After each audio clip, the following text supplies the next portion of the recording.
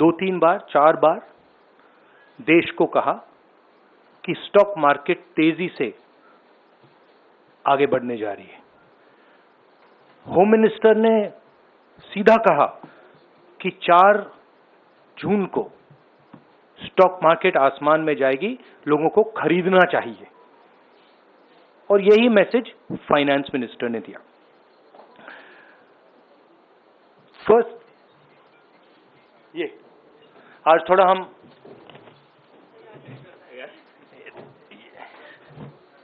तो ये क्रोनोलॉजी है। अमित शाह कहते हैं बाय शेयर्स बिफोर 4 जून। 19 में नरेंद्र मोदी जी कहते हैं stock market will break records on June 4। फिर 28 मई को रिपीट करते हैं। 1 जून मीडिया झूठे एग्जिट पोल रिलीज करती है। बीजेपी का ऑफिशियल जो इंटरनल सर्वे था वो उनको 220 सीट दे रहा था। तो ये इंफॉर्मेशन बीजेपी के लीडर्स के पास था। इंटेलिजेंस एजेंसीज ने 200 और 220 के बीच में सरकार को बताया था कि उनकी सीट्स आ रही हैं।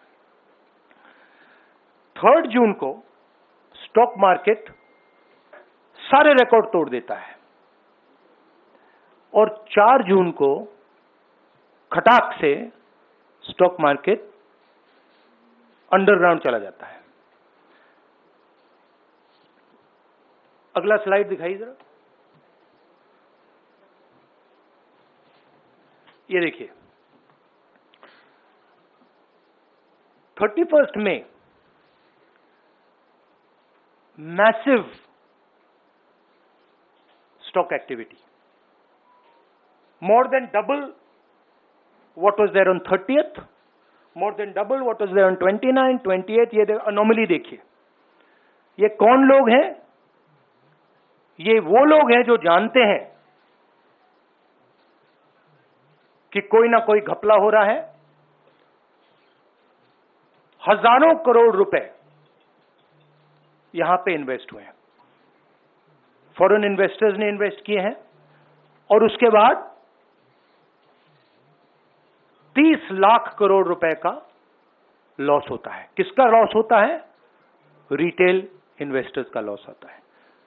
तो ये जो आप देख रहे हैं हिंदुस्तान की स्टॉक मार्केट की हिस्ट्री का सबसे बड़ा स्कैम है। और इसके बारे में हम कुछ सवाल पूछना चाहते हैं। पहला सवाल, why did PM&HM give specific investment advice to the 5 crore families investing in the stock market? Is it their job to give investment advice?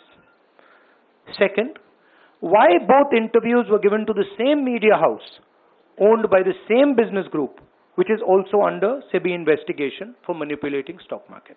Third, what is the connection between the BJP, the fake exit pollsters, and the dubious foreign investors who invested 1 day before the exit polls were announced and made a huge profit at the cost of 5 crore families? We demand a JPC into this. We are absolutely convinced that this is a scam. Somebody has made thousands of crores of rupees at the cost of Indian retail investors, and the Prime Minister and the Home Minister have given an indication to buy. And this is a criminal act. So we demand today a joint parliamentary committee to investigate this. मैं हिंदी में बोल देता हूं। प्रधानमंत्री ने देश की जनता को इन्वेस्टमेंट एडवाइस क्यों दी और 5 करोड़ परिवारों को जो इन्वेस्ट करते हैं उनको प्रधानमंत्री ने, होम मिनिस्टर ने स्टॉक खरीदने का आदेश क्यों दिया? दूसरा, दोनों इंटरव्यूज जो किए गए थे वो अदानी जी के जो चैनल्स हैं उनको दिए गए थे, उन पर सेबी का इन्वेस्टिगेशन हो रहा है, तो उन चैनल्स का क्या रोल है। और बीजेपी के बीच में जो फेक एग्जिट पोलस्टर्स हैं और ये जो फॉरेन इन्वेस्टर्स हैं, इनके बीच में क्या कोई रिश्ता है, और अगर रिश्ता है तो क्या है। हम जेपीसी चाहते हैं, हम इन्वेस्टिगेशन चाहते हैं, और देश इसकी सच्चाई जानना चाहता है। धन्यवाद। शुक्रिया राहुल जी। साथियों, अभी अभी राहुल जी ने आपको स्पष्ट तरीके से क्रोनोलॉजी समझ लिया है। बार बार गृह मंत्री कहते थे अब क्रोनोलॉजी समझिए। आज राहुल जी ने देश को क्रोनोलॉजी समझाया है। इसके ऊपर अगर आपके सवाल हैं तो एक एक करके आप पूछेगा, एक एक करके। I haven't said the chronology in English, so I'll say the chronology in English. 13th May 2024, the Home Minister says, buy shares before 4th of June. This is a clear indication to retail investors and others to buy stock. 19th May, for the first time, and then repeatedly until the 28th May, the Prime Minister says that the stock market is going to break records on 4th June. Finally, on 1st June, completely fictitious exit polls are released. These investors are given a completely wrong impression. And on the 3rd of June, as we all know, the stock market breaks all records and then crashes on the 4th of June. Whoever has made money as the stock market rose and also as the stock market crashed. And we are interested in having a joint parliamentary committee, a JPC, to investigate the role of the Prime Minister, the role of the Home Minister, role of BJP members, and also those people who have done these fake exit polls. And finally, we want to understand who are the people, these foreign investors, who did these trades. So we want an investigation for that. शुक्रिया राहुल जी। हाँ संजय। राहुल जी, इससे पहले भी आपने Adani issue पे JPC पिछली लोकसभा में मांग की थी, तो क्या आप चाहेंगे कि ये इशू और हिंडनबर्ग इशू दोनों कंबाइन हो और दोनों की जांच हो? ये जो इशू है, this is a broader issue than just the Adani issue. It is connected to the Adani issue, but this is a much broader issue. This is directly the Prime Minister of India, Home Minister, who are privy to data on actual election results, who have IB reports, who have their own data, who are advising retail investors to buy stock on the 4th. This has never happened before. And by the way, the Prime Minister has never commented on stock market before this. This is the first time the Prime Minister has commented, very interestingly, and multiple times, one after the other, saying that stock market is going to boom, stock market is going to boom, stock market is going to boom. And at the same time, he has information that the exit polls are wrong. He has information that he knows what is going to happen because he has IB data and he also has his own party data. हाँ जी रवि। राहुल जी, मेरा सवाल यही है कि जी news ने भी ये सारी चीज बताई है जनता को कि कई चैनलों ने मिलकर ये सब चीज किया है, जिस तरह से एग्जिट पोल करके लोगों को गुमराह किया है, जिस तरह से शेयर बाजार में सारा कुछ हुआ है। जी न्यूज़ ने भी इस मामले को उठाया है और बताया है, और आपके कहने का सीधा अर्थ है कि अडानी को इसका फायदा उठाने के लिए किया गया है? नहीं, मेरा कहने का ये अर्थ है कि उसमें अडानी इन्वॉल्व हो सकता है, मगर ये अडानी से बहुत बड़ी चीज है। इसमें बीजेपी के सबसे बड़े नेताओं ने कहा है, रिटेल इन्वेस्टर्स को मैसेज दिया है कि आपको स्टॉक खरीदना चाहिए। उनके पास इंफॉर्मेशन थी कि एग्जिट पोल्स गलत हैं, उनके पास इंफॉर्मेशन थी कि बीजेपी को फुल मेजॉरिटी नहीं मिलने वाली है, और वो जानते थे 3 जून को और 4 जून को क्या होने वाला है। कितने का 30 लाख, कितना 30 लाख करोड़ का नुकसान हुआ है, कितने का 30 लाख करोड़ रुपए का नुकसान हुआ है और हजारों लाखों करोड़ रुपए का चुने हुए लोगों को फायदा हुआ है। और हम इंक्वायरी चाहते हैं प्रधानमंत्री पर, होम मिनिस्टर पर, जिन्होंने एग्जिट पोल किया उन पर, और ये जो फॉरेन इन्वेस्टर्स हैं उन पर। हाँ शेमिन,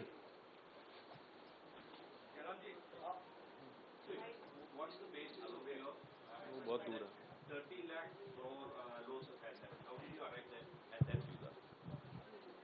Do you want to explain? This is based on the value, market value of all the companies the day before the results came, and the market value of the stock markets of all the companies at the end of the day on results. हाँ संजीव, एक minute Sanjeev. Rahulji, you've talked about, are you alleging the involvement of the Prime Minister and the Home Minister? Yes. And whose money is it? Yes, Are you that, saying that it is what I their am money? saying.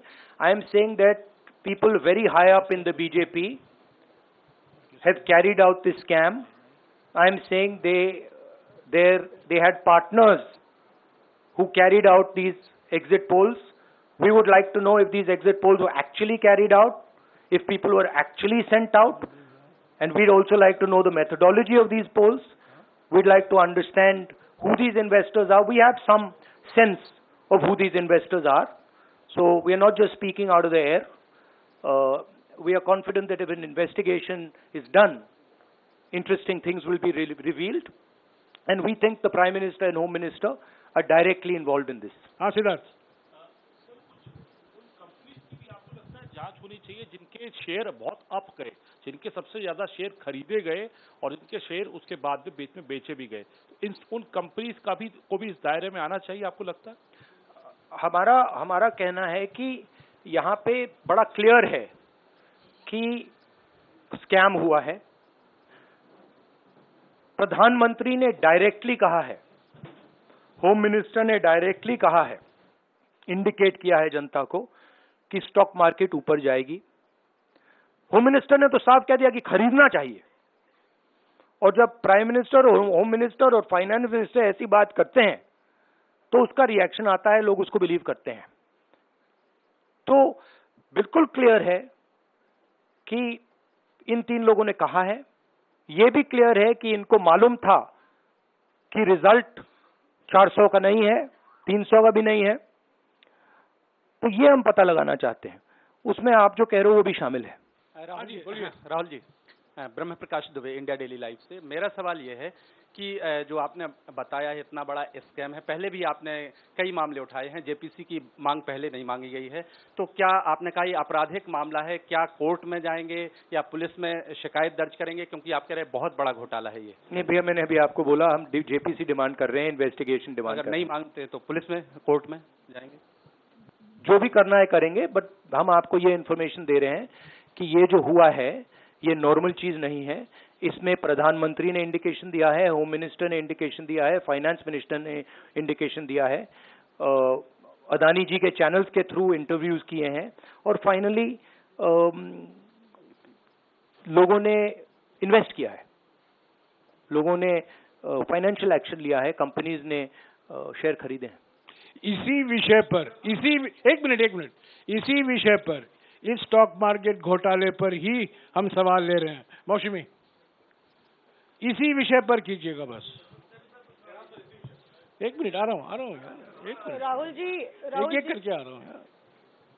Rahul ji, हम लोग ने पहले भी देखा है कि आप लोग ने कई बारी जब सेशन होता है तो सत्ता पक्ष और विपक्ष आमने सामने होता है, जेपीसी की मांग होती है और सेशन पे सेशन वॉश आउट हो जाते हैं और जनता का पैसा वेस्ट होता है।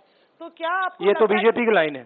तो क्या नहीं, मतलब जनता का पैसा के सेशन वाटर, आप ऐसी टी शर्ट ले लो ना, एक मैं आपको दे दूंगा, जरूरत नहीं है, उनका वो सिंबल दे दूंगा आपको, ये उनकी लाइन है। सवाल आपको पसंद नहीं आया?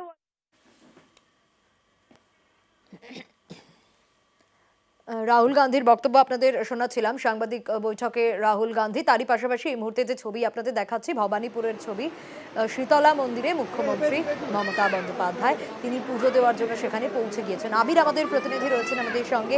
আবির, এই মুহূর্তের ছবিটা একটু জানতে চাইবো। একদিকে বঙ্গের সবুজ ঝড়, অন্যদিকে পুজোও রয়েছেন মমতা বন্দ্যোপাধ্যায় ইতিমধ্যে শীতলা মন্দিরে।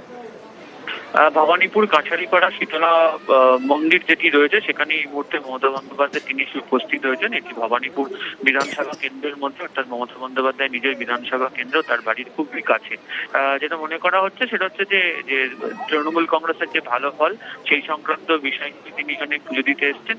বিভিন্ন সময় তাকে দেখতে পাওয়া যায় যে নবান্ন থেকে ফেরার পথে বা বিভিন্ন সময় তার বাড়ি থেকেও তিনি মন্দিরে আসছেন, তিনি পুজো দেন। এবং আমরা যেটা দেখলামও, তিনি যখন এখানে উপস্থিত হলেন, তিনি যখন মন্দিরে আসছিলেন তখন স্থানীয়রা যারা ছিলেন তারা জয় বাংলা স্লোগানও তারা দিচ্ছিলেন।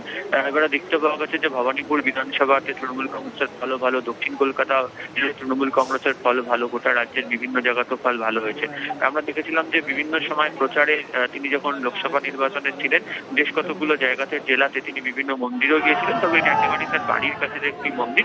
ফলে যে বিশেষ যে পুজো সেই পুজো উৎসবে যোগ দেওয়ার জন্য মমতা বন্দ্যোপাধ্যায় এই মুহূর্তে কাছারিপাড়াতে শীতলা মন্দিরে এসেছেন। বেশ আবির, ইতিমধ্যে সেই ছবিটাও আমরা দেখাচ্ছি দর্শকদের। ভোটে ভালো ফল আর তারপরই শীতলা মন্দিরে পুজো মমতা বন্দ্যোপাধ্যায়।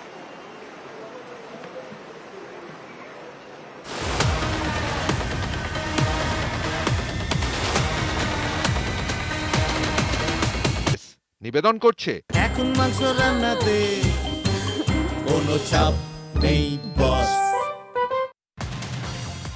উত্তরে বর্ষা, দক্ষিণে গরম। আপাতত উত্তরেই থমকে বর্ষা, গরমে নাজেহাল দক্ষিণবঙ্গ। আলিপুর আবহাওয়া দপ্তরের পূর্বাভাস, শনিবার পর্যন্ত দক্ষিণবঙ্গে গরম বাড়বে অস্বস্তি ও তাপমাত্রা আরও 4 ডিগ্রি বাড়তে পারে। বাঁকুড়া, পুরুলিয়া সহ বেশ কয়েকটি জেলায় তাপমাত্রা 44 ডিগ্রি ছুঁতে পারে। আগামী সপ্তাহের শেষের দিকে দক্ষিণবঙ্গে ঢুকতে পারে বর্ষা। এখন দক্ষিণবঙ্গে যে হাওয়াটি আসছে পুরোপুরি উত্তর পশ্চিম দিক থেকে আসছে। যে হাওয়া গরম, যে হাওয়া শুষ্ক, যে ধরনের হাওয়ার আমরা সম্মুখীন হয়েছিলাম আমার মনে হয় এপ্রিল মাসে, তাই না? ওই রকম ধরনের হাওয়ার আমরা আবার সম্মুখীন হতে চলেছি, আসছেও। সেই কারণে আমরা দেখতে পাচ্ছেন প্রচণ্ড গরম এবং খুব ড্রাই অলসো। যেটুকু ময়েশ্চার আছে তাতে অতটা ময়েশ্চার নেই যাতে করে আপনি থান্ডারস্টর্ম ফটাকসে পেয়ে যেতে পারেন। আগামী 2 দিনে আপনার টেম্পারেচার কিন্তু 2 থেকে 3 ডিগ্রি বাড়ার সম্ভাবনা আছে সাউথ বেঙ্গলে। হাঁসফাঁস গরম থেকে রেহাই পেতে একমাত্র ভরসা বৃষ্টি। আলিপুর আবহাওয়া দপ্তর জানিয়েছে আগামী কয়েকদিন একাধিক জেলায় বিক্ষিপ্ত বৃষ্টি হবে। বৃহস্পতিবার বিকেলে বৃষ্টি হয় সল্টলেক, নিউ টাউন, মহেশতলা সহ একাধিক এলাকায়। তীব্র গরমের পর স্বস্তির বৃষ্টি পূর্ব মেদিনীপুর জেলার পটাশপুর, এগরায় বিকেল হতে কালো মেঘে ঢেকে যায় আকাশ। শুরু হয় বজ্রবিদ্যুৎ সহ বৃষ্টি, সঙ্গে ঝোড়ো হাওয়া। বৃষ্টি মালদাতে। প্রকাশিত হলো রাজ্য জয়েন্ট এন্ট্রান্স পরীক্ষার ফল। বৃহস্পতিবার West Bengal joint entrance examination বোর্ডের সভাপতি মলয়েন্দু সাহা সাংবাদিক বৈঠক করে ফল ঘোষণা করেন। পরীক্ষা হয়েছিল 28 এপ্রিল, 6 জুন বৃহস্পতিবার ফল প্রকাশ। রাজ্যে প্রথম বাঁকুড়া জেলা স্কুল থেকে কিংসুক পাত্র, দ্বিতীয় কল্যাণীর শুভ্রদীপ পাল, তৃতীয় নদিয়ার বিবস্বান বিশ্বাস। জয়েন্টে উত্তীর্ণদের শুভেচ্ছা জানিয়েছেন মুখ্যমন্ত্রী। যে প্রথম যে হয়েছেন তিনি আমাদের West Bengal council of higher secondary এডুকেশনের বোর্ডের বাঁকুড়া জেলা স্কুলের ছাত্র কিংসুক পাত্র। দ্বিতীয় হয়েছে Kalyani university experimental high school, সেটাও west Bengal council of higher secondary এডুকেশনের বোর্ডের আন্ডারে পড়ে, তার নাম হচ্ছে শুভ্রদীপ পাল। তৃতীয় হয়েছে বিবস্বান বিশ্বাস, তিনি বিশপ মোরো স্কুল, কৃষ্ণনগর, নদিয়া। তিনি আইএসসি বোর্ডের ক্যান্ডিডেট। রাজ্য জয়েন্টের ফল প্রকাশিত। শীর্ষে বাঁকুড়ার ছাত্র। জয়েন্টে প্রথম বাঁকুড়া জেলা স্কুলের কিংসুক পাত্র, ইন্দ্রপ্রস্থ এলাকার বাসিন্দা। কিংসুক ছোট থেকেই মেধাবী। এবার উচ্চ মাধ্যমিকে 474 নম্বর পেলেও মেধা তালিকায় স্থান পায়নি। সেই খেদ মিটল জয়েন্ট এন্ট্রান্স পরীক্ষায়। পছন্দের বিষয় অঙ্ক। কিংসুকের সাফল্যে গর্বিত পরিবার। পড়াশোনা করতাম বলতে মানে মোটামুটি সারাদিনে পড়াশোনা নিয়ে থাকতাম। মানে ওই যে বললাম 1 থেকে 10 পর্যন্ত আশা করেছি। এমনিতে ওই বিজ্ঞানের বিষয় নিয়ে বেশি ইন্টারেস্ট, পড়াশোনাকে হেল্প করতে সব পড়াশোনায় বাবা মা এবং শিক্ষকদের কাছে হেল্প করেছি। জয়েন্ট এন্ট্রেন্সে দ্বিতীয় নৈহাটির জেঠিয়া পঞ্চায়েতের নান্না হসপিটাল রোডের শুভ্রদীপ পাল নদিয়া এক্সপেরিমেন্টাল হাই স্কুলের ছাত্র। এবারে জয়েন্টের ইঞ্জিনিয়ারিং এ দ্বিতীয় স্থানে শুভ্রদীপ। উচ্চ মাধ্যমিকে 92% নাম্বার। সারাদিনে 12 থেকে 14 ঘন্টা পড়াশোনা। ছেলের সাফল্যে খুশি বাবা মা প্রতিবেশীরা। সিপিআইএম কর্মীর বাড়িতে বিস্ফোরণে উড়ে গেল শৌচালয়ের ছাদ। কেতু গ্রামের মুর গোপালপুর পঞ্চায়েতের ঘটনা। সিপিআইএম কর্মী শ্যামল ঘোষের বাড়িতে বিস্ফোরণ। সিপিআইএম কর্মীর বিরুদ্ধে বোমা মজুতের অভিযোগ টিএমসির। অভিযুক্তের সঙ্গে সিপিআইএম এর যোগ নেই দাবি জেলা নেতৃত্বের। ক্যানিং এ বিজেপি নেতার বাড়ি ভাঙচুর। বুধবার রাতেই বিজেপির রাজ্য এসসি মোর্চা ফিশারি ডিপার্টমেন্টের ইনচার্জ তথা জয়নগর সাংগঠনিক জেলার মুখপাত্র সঞ্জয় নায়কের বাড়িতে হামলার অভিযোগ দুষ্কৃতীরা তৃণমূল আশ্রিত। ইট লাঠি রড দিয়ে হামলা চালানো হয়, ভেঙে দেওয়া হয় বাড়ির জালনা দরজা। ঘটনার পর থেকে আতঙ্কিত সঞ্জয়ের পরিবারের সদস্যরা। অভিযোগ অস্বীকার করেছে তৃণমূল। দুর্গাপুরে বিজেপি বিধায়কের কার্যালয়ে লুটপাট চালানোর অভিযোগ তৃণমূলের বিরুদ্ধে। দুর্গাপুর ইস্পাত নগরীর কার্যালয়ে ভাঙচুর করার অভিযোগ। Computer, printer, laptop, ceiling fan চুরি করে নিয়ে পালায় দুষ্কৃতীরা। এছাড়াও বিধায়ক কার্যালয়ে থাকা নথি নিয়ে চলে যায়। বিধায়কের সই করা একাধিক শংসাপত্রও নিয়ে যায়। বিজেপির অভিযোগ অস্বীকার করেছে জেলা তৃণমূল সহ সভাপতি উত্তম মুখোপাধ্যায়। জাতীয় দলের জার্সিতে শেষবার কুয়েত ম্যাচে সুনীল আবেগে ভাসছে কলকাতা। সুনীলের মুখোশে যুব ভারতী ভরানোর উদ্যোগ আইএফ এর।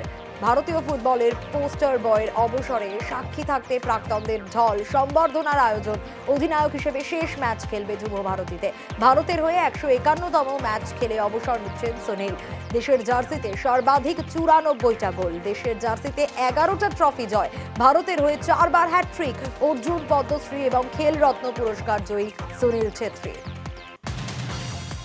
জাতীয় দলের জার্সিতে শেষ ম্যাচের আগেই ভারত অধিনায়ককে ফোনে শুভেচ্ছা মুখ্যমন্ত্রীর। যুব ভারতীতে উপস্থিত থাকতে না পারায় দুঃখ প্রকাশ। ক্রীড়ামন্ত্রী অরূপ বিশ্বাস উপস্থিত থাকবেন মাঠে। রাজ্য সরকারের তরফে থাকবে বিশেষ সংবর্ধনা অনুষ্ঠান।